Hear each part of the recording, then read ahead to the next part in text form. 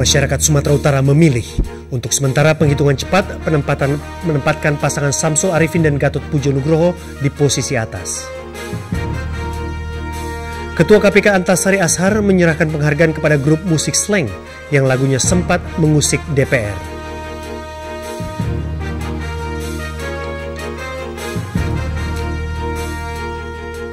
Halo pemirsa, kedua laporan tadi beserta sejumlah laporan penting lainnya akan kami hadirkan untuk Anda. Saya Putra Nababan dan inilah Seputar Indonesia.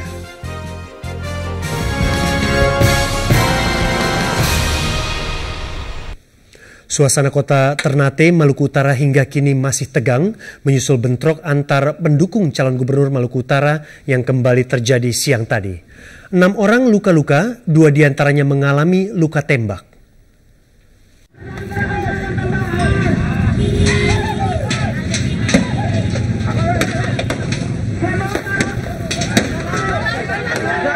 Bentrokan ini berawal saat massa pendukung salah satu pasangan melakukan aksi demonstrasi di kantor Gubernur Maluku Utara. Massa menuju kantor gubernur setelah gagal melakukan aksi di kantor DPRD karena seluruh jalan masuk diblokir aparat keamanan. Saat orasi berlangsung, tiba-tiba ratusan pendukung salah satu calon melakukan pelemparan. Akibatnya saling lempar pun tidak terhindarkan.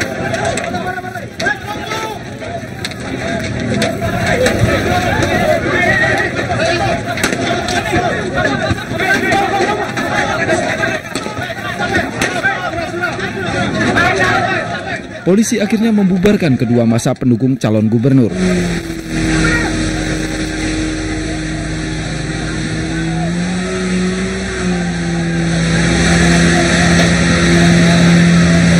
Akibat bentrokan ini, 6 orang pendukung salah satu pasangan luka-luka.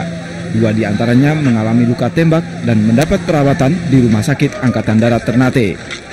Hingga kini, suasana kota Ternate masih tegang. Dari Ternate, Maluku Utara, Usman Sidik melaporkan. Dan pemirsa, kekisruhan tak hanya terjadi di jalanan, namun juga di kantor Gubernur Maluku Utara yang siang tadi digeledah aparat kepolisian.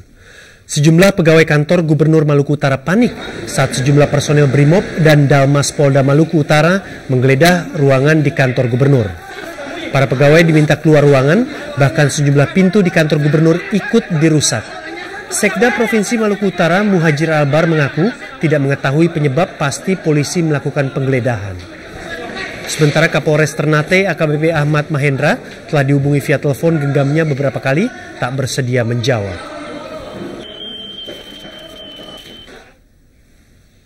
Sementara itu DPRD Provinsi Maluku Utara Rabu pagi menggelar rapat paripurna meski ada himbauan dari Mendagri untuk menundanya.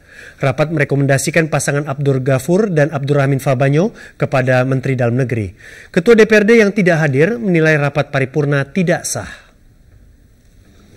19 dari 30 anggota DPRD Provinsi Maluku Utara Rabu pagi menggelar rapat paripurna untuk merekomendasikan gubernur terpilih atas 2 versi keputusan KPUD Maluku Utara. Sidang dipimpin 2 wakil ketua DPRD Saiful Rurai dan Abdur Rahim Fabanyo yang juga calon wagub pasangan Cagup Abdul Ghafur. Sementara ketua DPRD Maluku Utara Ali Samsi tidak hadir dan menyatakan paripurna itu tidak sah karena bertentangan dengan Undang-Undang Nomor 32 tentang pemilihan kepala daerah. Dalam undang-undang ini DPRD hanya bertugas untuk mendengarkan visi dan misi calon gubernur serta menggelar paripurna untuk pelantikan, bukan untuk menentukan siapa gubernur terpilih. Mendagri Mardianto juga menggunakan undang-undang yang sama ketika memerintahkan DPRD Maluku Utara untuk menggelar sidang paripurna. Mendagri berpatokan dalam Undang-Undang Nomor 32 Tahun 2004 tentang pemerintahan daerah disebutkan, DPRD provinsilah yang mengusulkan calon gubernur dan wakil gubernur terpilih kepada pemerintah. Namun Mendagri Mardianto dalam suratnya kepada DPRD Maluku Utara yang diterima Selasa sore menghimbau DPRD Maluku Utara untuk tidak melaksanakan rapat paripurna ini karena bisa menciptakan ketegangan. Menurut Mendagri, paripurna sebaiknya digelar jika kondisi Maluku Utara telah kondusif sambil menunggu penyelesaian alternatif yang paling mungkin dilaksanakan. Perintah Mendagri agar DPRD Maluku Utara menggelar paripurna adalah tindak lanjut menyusul fatwa Mahkamah Agung Maret lalu.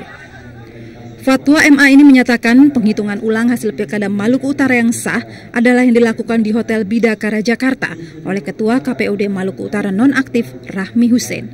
Dalam penghitungan tersebut, Taib Armain Gani Kasuba yang diusung Partai Demokrat, PKS, dan PBB mengalahkan Abdul Ghafur Abdurrahman Fabanyo yang diusung Partai Golkar dan PAN. Namun MA tidak secara gamblang memutuskan siapa pemenang Pilkada Malut. Putusan itu diserahkan kepada pemerintah. Mendagri pun balik menyerahkan keputusan menentukan pasangan calon gubernur wakil gubernur kepada DPRD Maluku Utara. DPRD Maluku Utara dalam pertemuan dengan Mendagri di Jakarta beberapa waktu lalu sempat menolak keputusan Mendagri dengan dalih tidak ada dasar hukum bagi DPRD untuk menentukan calon gubernur dan wakil gubernur. Kasus Maluku Utara tidak akan tuntas sebelum para elit politik di Jakarta bersikap tegas. Di level bawah, masyarakat Maluku Utara lah yang akan terus menanggung beban dan sengketa pilkada ini.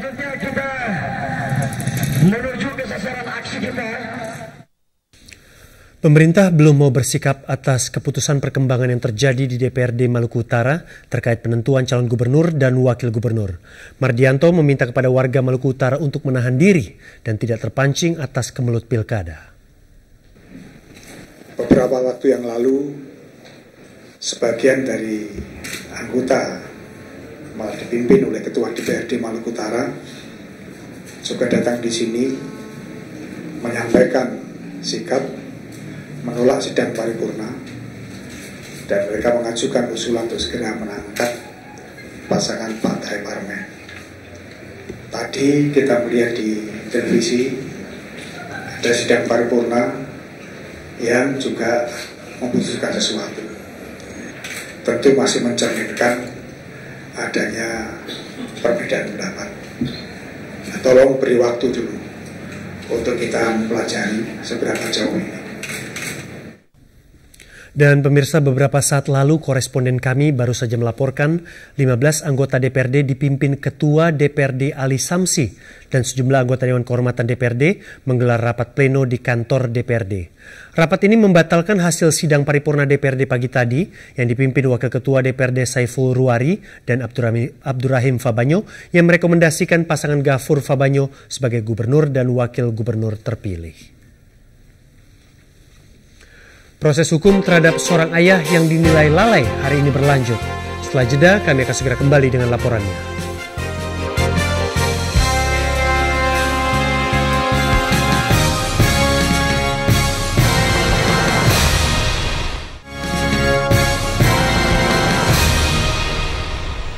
Jenazah Aditya Yoga Pratama, bocah 5 tahun yang tewas akibat tertembak peluru senapan angin kemarin, hari ini sudah dimakamkan.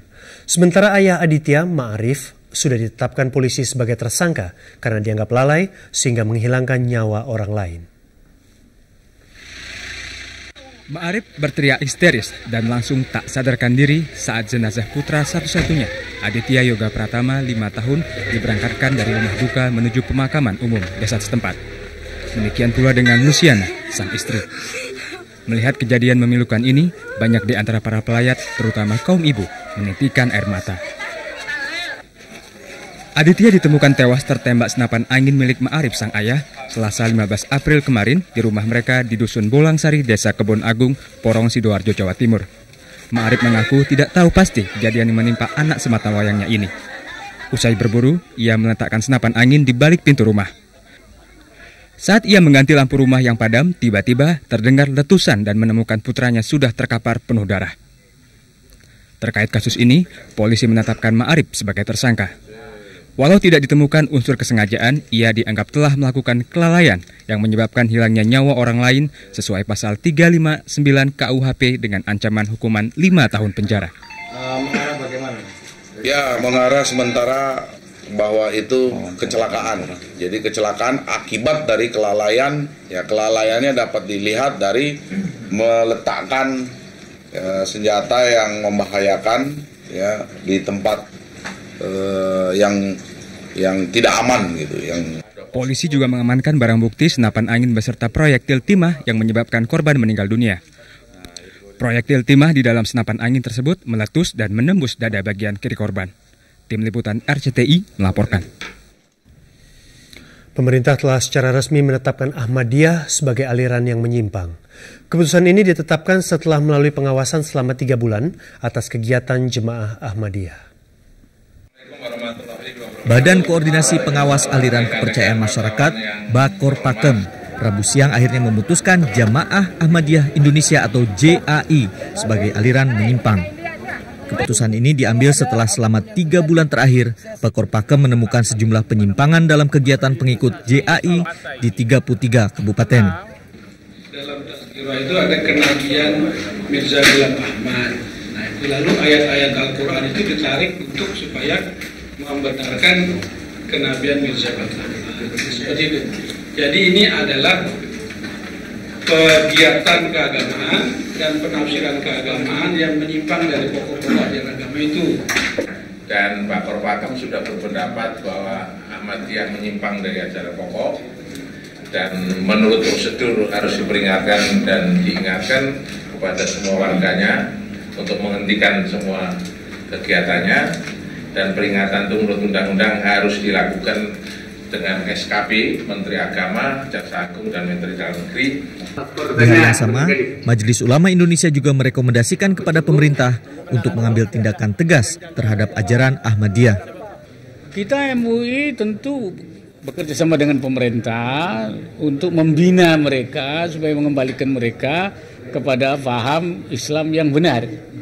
Ya. Kecuali mereka mau menjadi kelompok yang tidak menggunakan nama Islam, kelompok non-Muslim, itu di luar tanggung jawab kami. Tapi kalau dia masih ingin menjadi kelompok Muslim, harus sesuai. Namun, dalam kesempatan ini, MUI juga meminta seluruh umat Islam di Indonesia agar tidak melakukan tindakan anarki yang dapat merusak nama dan perpecahan dalam tubuh Islam. Gusti Aitonam dan Tunggal Siregar melaporkan. Pemirsa, bagaimana reaksi seorang pemimpin saat menyaksikan ulah oknum anak buahnya yang salah? Tayangan kami kemarin tentang oknum petugas yang membuang sampah ke kali, kami tunjukkan kepada Kepala Dinas Pertamanan DKI Jakarta dan berikut reaksinya.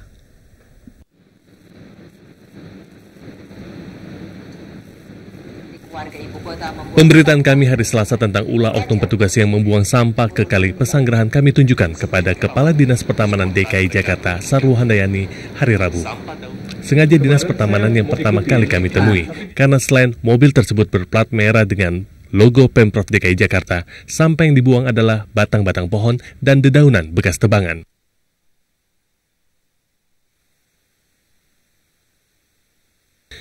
Usai menyaksikan rekaman tayangan, Sarwo Handayani menyatakan tindakan oknum petugas tersebut memalukan. Ya, itu rasanya sangat memalukan ya. Pasti masyarakat menghujat petugas pemerintah yang melakukan hal semacam itu. Yani mengakui kemungkinan oknum petugas tersebut berada di jajaran Dinas Pertamanan berdasarkan jenis sampah yang dibuang. Kalau melihat daun dan batangnya, saya pikir itu Dinas Pertamanan, tapi kami sedang mengecek. Tujuan utama kami mengkonfirmasikan ulah oknum petugas ini sebetulnya tidak khusus agar keempat oknum tersebut ditindak. Berulang kali, Gubernur DKI menyatakan banjir yang terus berulang di Jakarta karena salah satunya akibat kebiasaan warga membuang sampah ke sungai. Maka, ketika oknum petugas juga ikut membuang sampah ke sungai seperti ini, kami berharap ini bukan kebiasaan. Iwan Haredi melaporkan. Siapa tokoh yang didamkan masyarakat Sumatera Utara sebagai gubernur mereka kelak? Seputar Indonesia akan segera kembali dengan laporannya.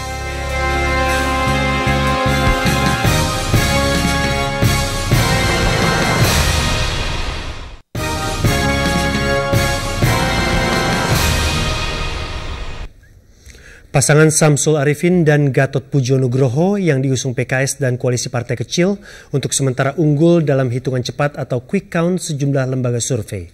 Berdasarkan quick count Lembaga Survei Indonesia LSI, sampai pukul 15.30, pasangan Samsul dan Gatot memperoleh suara terbanyak, yakni 29,28%. Sedangkan pasangan Tri Tamtomo dan Beni Pasaribu memperoleh 21,74%. Pasangan Abdul Wahab Raden Muhammad Syafi'i memperoleh 16,47%, pasangan Ali Umri Maratua Simanjuntak memperoleh 17,11%, dan terakhir R.E. Siahaan Suherdi 15,39%. Sedangkan berdasarkan hasil penghitungan cepat dari lingkaran survei Indonesia dan jaringan isu publik, pasangan Samsul dan Gatot juga unggul dan memperoleh 28% suara. KPUD Sumatera Utara sendiri hingga kini belum mengeluarkan data ataupun hasil penghitungan suara sementara. Sosok seperti apa yang akan memenangi pesta demokrasi yang hari ini digelar masyarakat Sumatera Utara? Akankah citra individu menentukan pilihan masyarakat Sumatera Utara? Ataukah mesin partai politik akan kembali membuktikan kekuatannya?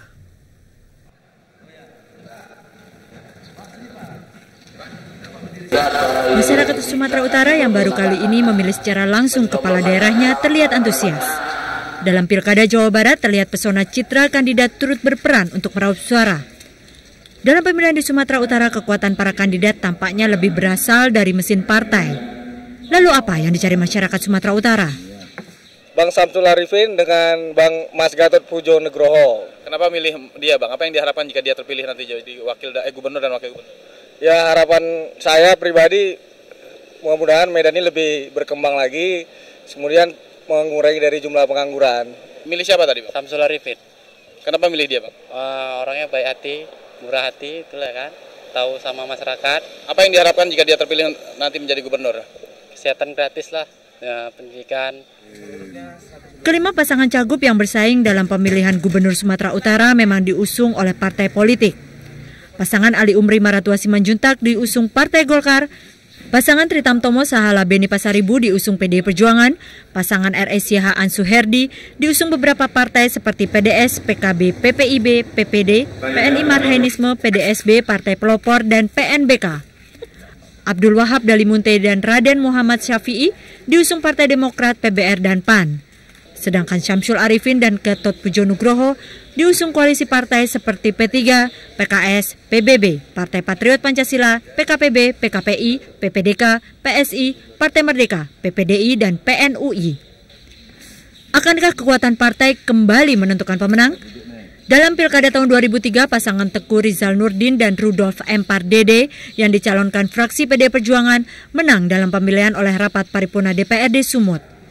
Namun kini pilihan berada langsung di tangan rakyat. Siapapun yang memenangi pemilihan Gubernur Sumatera Utara periode 2008-2013, yang jelas masyarakat Sumatera Utara mengharapkan Gubernur Sumatera Utara terpilih membawa perubahan di segala bidang, terutama dalam bidang kesejahteraan. Tim Liputan RCTI melaporkan. Sesaat lagi Ketua KPK Antasari Ashar berkolaborasi dengan grup musik Slang. Jangan kemana-mana, tetaplah di Seputar Indonesia.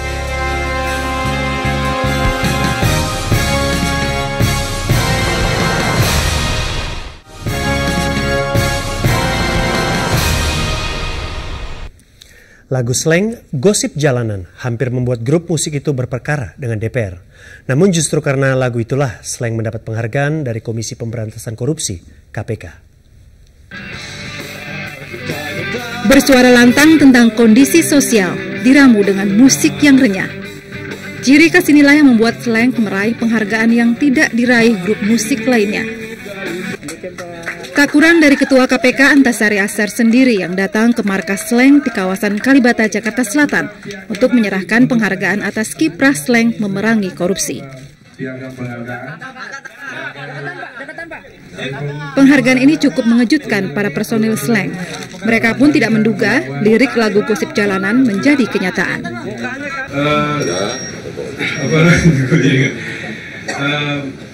Kita berharap itu tetap gosip gitu. Akhirnya terbukti kan? Pernyataan berarti kacau balau beneran negaranya. Pak Antasari tadi. Pada kesempatan ini Ketua KPK menanggapi kritik Presiden terkait langkah aparat penegak hukum yang menjebak tersangka korupsi. Tanya saya istilah itu, tanyakan pada yang bicara istilah itu. Kami tidak menggunakan istilah itu.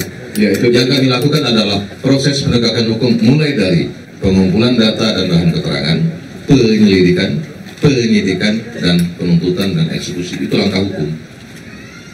Kami tidak pernah gunakan istilah itu. Istilah itu keluar, didatakan dari mana, Anda konfirmasilah pada itu. Mungkinkah KPK akan mengadopsi cara slang untuk mencegah korupsi? Setidaknya Antasari tidak canggung bila harus ditanggap dan bersenandung lagu favoritnya, Juwita Malam.